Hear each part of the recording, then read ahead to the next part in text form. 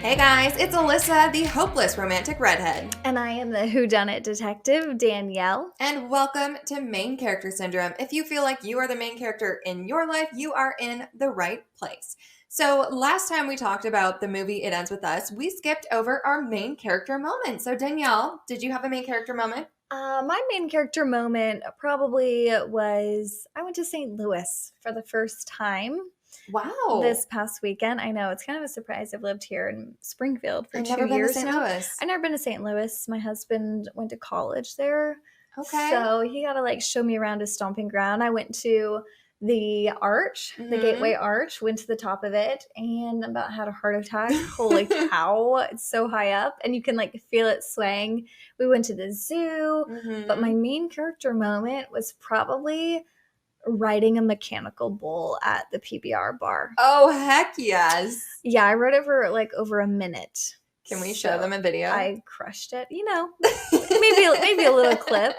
I did really well, actually. I love that for you. Yeah, that was my main character moment. How about you? Good job. I don't think I can top that one. Well, I went home to Minnesota and we went on this troll hunt. So there's this sculptor who does these sculptures worldwide to bring awareness to the environment and how trash can be beautiful. And so he created these trolls out of recyclable materials and he's placed them all over the world. And in Detroit Lakes, Minnesota, where I'm from, there are 6 trolls and you can go on a troll hunt and there's a story that you follow along. It's like a scavenger hunt. That's cool. And it's so fun. And I felt I was a character in a little fictional novel. I'm going on a troll hunt. Going on a troll hunt. Yeah. That's funny. It was fun. It was just something fun to do with my family. And it was really nice to be back. I bet. And then I just sat at the lake every single day. Do I look tan? I mean, a little. I was about to say. I was like, you look a little tanner. I got some color. And I'm a redhead. That is saying a lot. And I'm pretty white. Yeah. So. I love that. Well, today we need some laughs because we're going to talk about reads that made us cry. Yeah, so we're just going to completely do a 180. Yeah. And we're going to talk about crying today. We're going to talk about crying. But sometimes you need a good cry. You do, and you need a good book that makes you cry. Yeah. So one that I put on that we've been talking about, It Ends With Us. Yes. There were a couple scenes in that book that just were so heartbreaking. And I know you cried. Yeah, when Atlas said that he went into that house to kill himself, I cried. Yeah. Definitely cried. That was my main crying moment in that. But yeah, when did you cry in that book? I think that was one where a tear rolled down, but when I was actually crying was when she's in the hospital and she just had her baby and she's asking Ryle what would you do if your daughter came to you and was like, Daddy, my boyfriend hits me. Yeah. And I was just oh my God. Oh, that's the real. Tears. Also, one that we recently read, not really recently, probably 6 months ago, Iron Flame. Yes. I bawled like a baby. I have that one down too. I don't want to give any spoilers to anyone who hasn't gotten the opportunity to read it yet. But yeah, I'll just say it's a scene at the end, really gut-wrenching.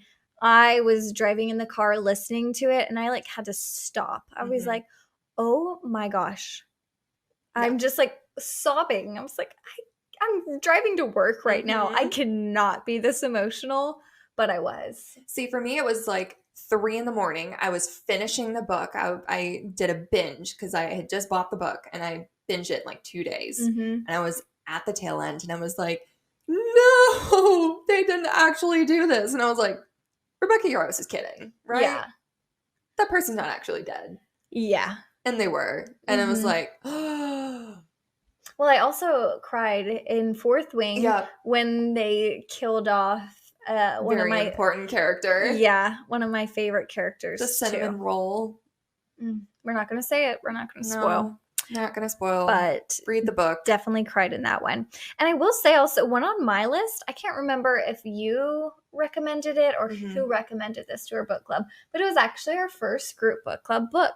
The Paper Girl of Paris. Oh, yes. Yep. That is what started the book club. Right here behind me, actually. Our first book club book. Yeah, it was actually a really good book. It was really good. And it's by, let's see, Jordan Taylor. And she actually spoke to our book club. We did a little Zoom. It was so sweet. So, like, when you find maybe those, like, lesser-known authors who aren't Colleen Hoover, then maybe you have that opportunity. So definitely find like some smaller author books for some of your book clubs. Even like local authors. Yeah. Local authors. I've talked to plenty of those and they write really good books.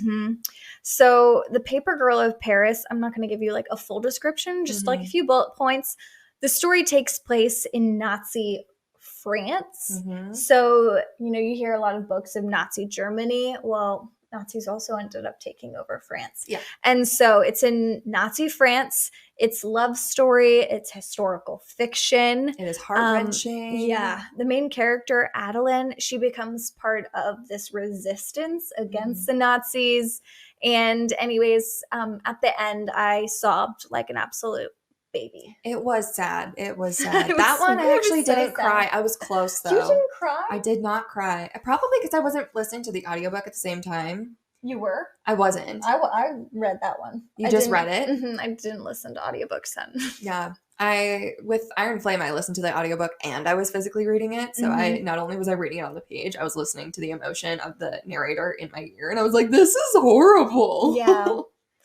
I was pretty invested in The Paper Girl of Paris. So one that I had that was a throwback was Bridge to Terabithia. Oh, dang. I sobbed. I'm glad you did a throwback because I also have a couple throwbacks. Like I sobbed when I found out that the poor girl died. Spoiler. Is that even a spoiler at this point? The book's been out for so long. The book, the movie, it's all been out for years. A girl dies in it, but we still recommend reading it if you're needing that good cry. Yeah, if you feel a little nostalgic, read Bridge to Terabithia. It's a beautiful story, but it's also just tragic. Yeah. I also have The Fault in Our Stars by John Green. I do too. I mean, man, it's been made into a movie. All you need to say is a story of two teens who fall in love in a cancer kids support group. That's enough said. And then the movie Ansel Elgort and Shailene Woodley. Oh my gosh. Talk about a duo that was amazing. Killer casting. Killed it. Dang. Actually, that was a really bad pun. You said killer, I said killed it. So, oops.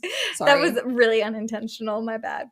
But basically any Nicholas Sparks book. Oh my gosh, yes.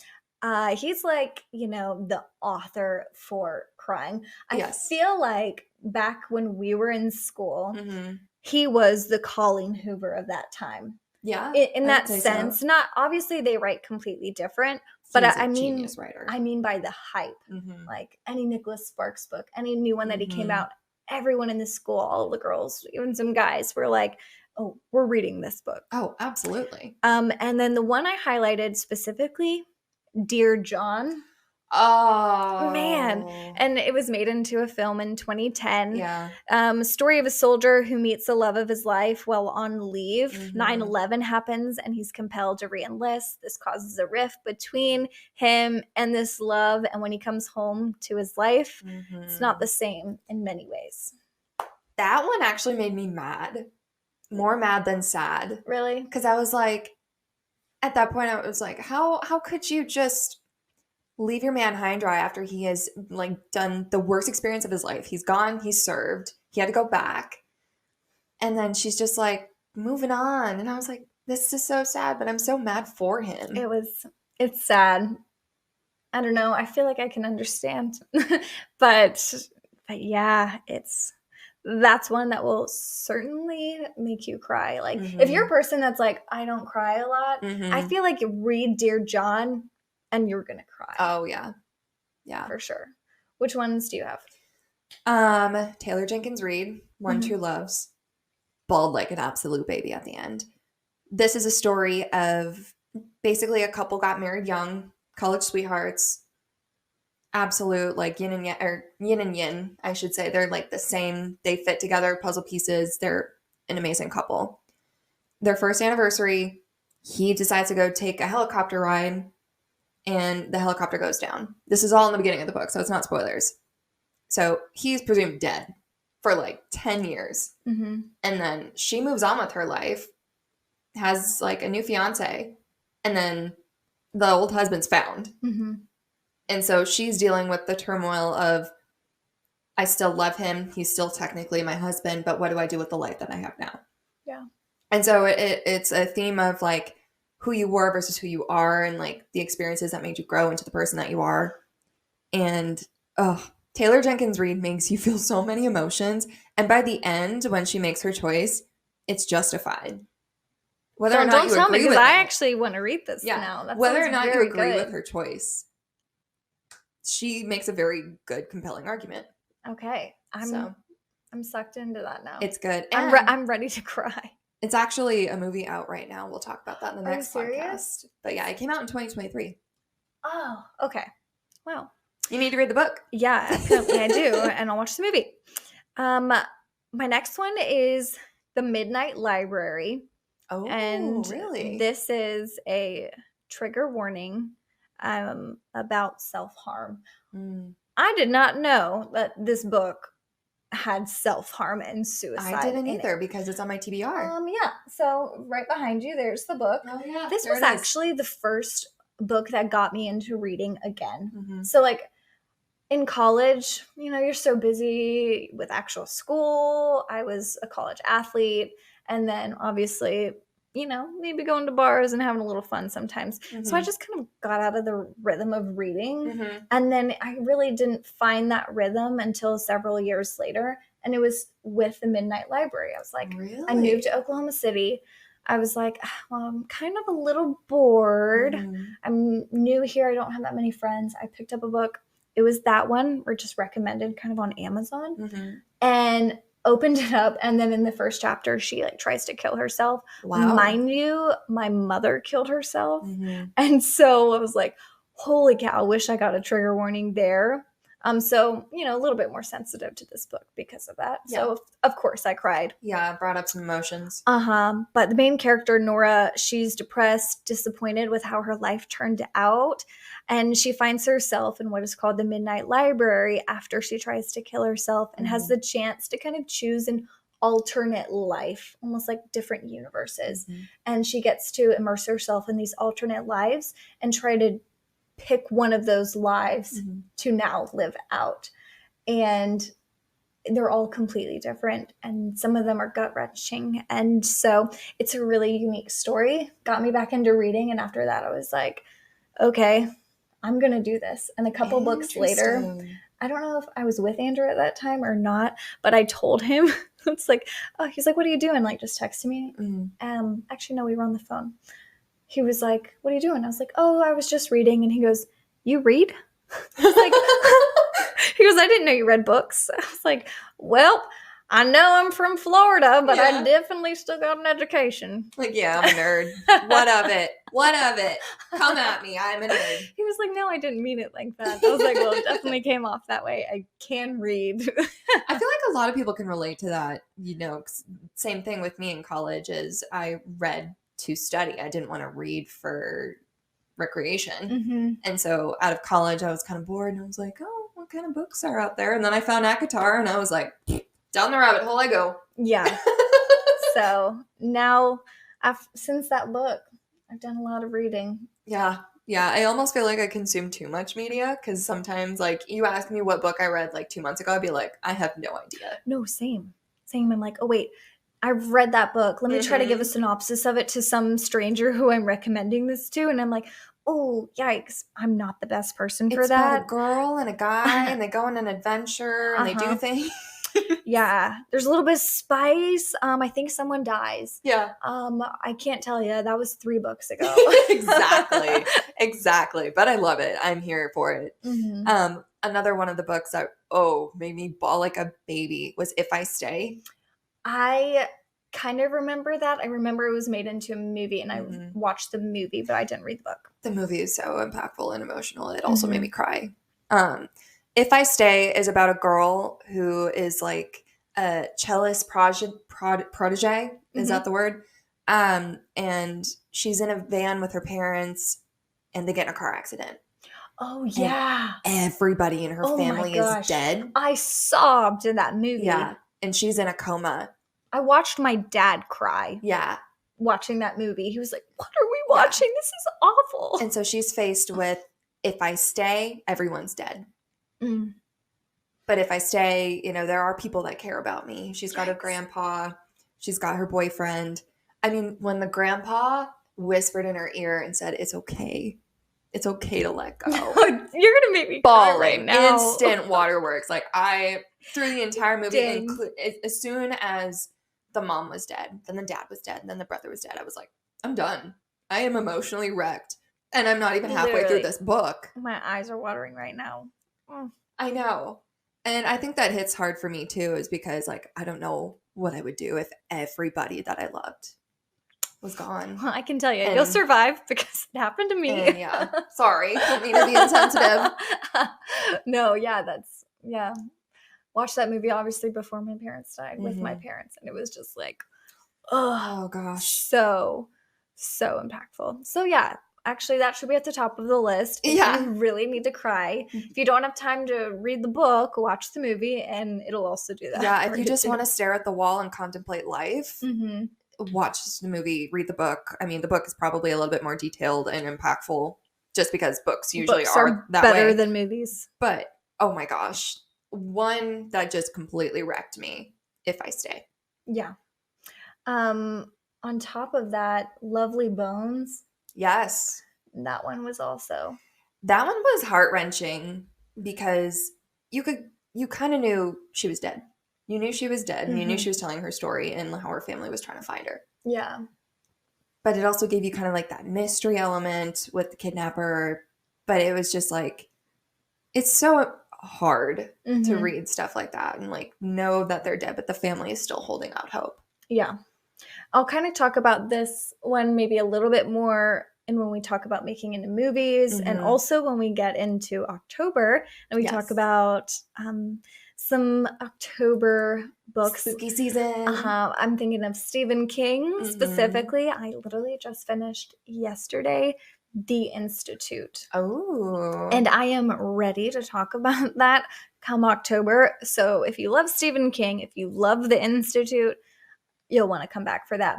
But I will say that one at the end made me cry too. Oh, are you going to make me read that one? No, I really think you should. Okay, I'll read it. Fantastic. Okay. Fantastic. I even made Andrew read it while we were driving to St. Louis. Okay. So I got him halfway through. So I kind of caught him up. It is a long book. I caught him up the first 10 hours of the audiobook and then he listened to the rest and he was like, yeah, well, I'm in it now. I have to figure out what happens too. So we're listening this together. Okay. Mockingjay from the Hunger Games series. The last one with Prim. In the book, it was a lot more impactful scene, and that actually made me cry. Spoiler, sorry. But they kill off her sister in Mockingjay Part 2. Did that happen in the movie? Yes. But it wasn't very evident until PETA is like planting Primrose and for Prim. I need to watch those movies again. Actually, let me take that back. I should probably just read the books. The books are so different from the movie, and we'll talk about that when we compare books versus movies. But the books are completely so much darker than the actual movies were for the Hunger Games. Yeah. We like some darkness. Yeah, we like some darkness, but Mockingjay made me cry at the end. The movie, not so much, because like the way that she died was kind of different. But in Mockingjay Part 2, like when Finnick died, I cried. When Primrose died, I cried. I mean, it was just, the book was a lot more emotional in that aspect. One was when I was a child and I started this series, and it's an ongoing TV series now. It's a Canadian TV series called Heartland. It is about a horse ranch, and the main character, his name is Amy. Well, in the beginning, in the book, and I just cried like a baby, the scene where right away they're taking a horse to get some help, or they just saved a horse, and it's a stormy night, the horse trailer tips, the car accident kills her mom, and then she becomes a completely different person, so depressed, and she talks about like that loss. I cried. And so I feel like losing a parent is probably the hardest thing.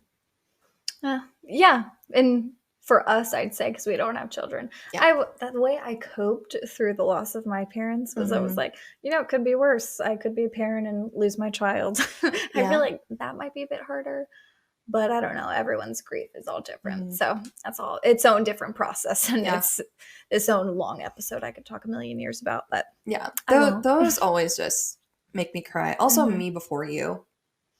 Oh, remind me of that one. That is the one where the guy is, I think it's a quadriplegic, when everything is paralyzed but their head. And she's taking care of him.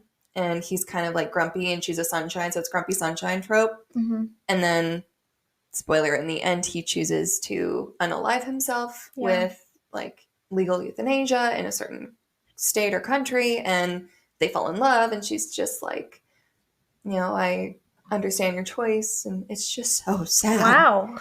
It is so sad. I think I realized I might try to shy away from books that make me cry. Yeah. A little bit, but these are great ones. And I'm the kind of person too who, when I need a good cry, I also I have a playlist. Like, I know some songs that are really gonna put me in an awful mood, like a really dark place. Yeah, so mine's on Spotify and it's just a broken heart. That's the playlist.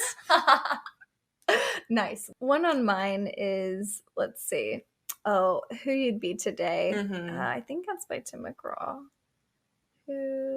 No, Kenny Chesney. Oh, yes. That one's really sad. So there's one by the lead singer of Lady Antebellum, Hillary Scott.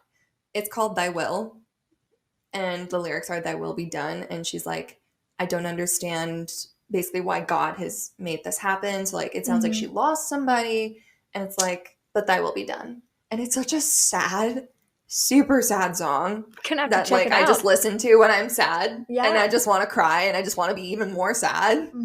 But then I have I'm a mood listener, so I've got a bunch of playlists for like different emotions and different moods and different things that I'm doing. So I also have a playlist that when men make me angry, it's called an F-boy playlist. Nice. So I go from crying to raging. Yeah. You need that sometimes. They come together. That's just who I am. But we want to know what kind of books made you cry. If any of our books made your list, tell us some of the ones on your list on social media. Main Character Syndrome Pod. For now, to the readers who listen, we'll see you later. Bye, everyone.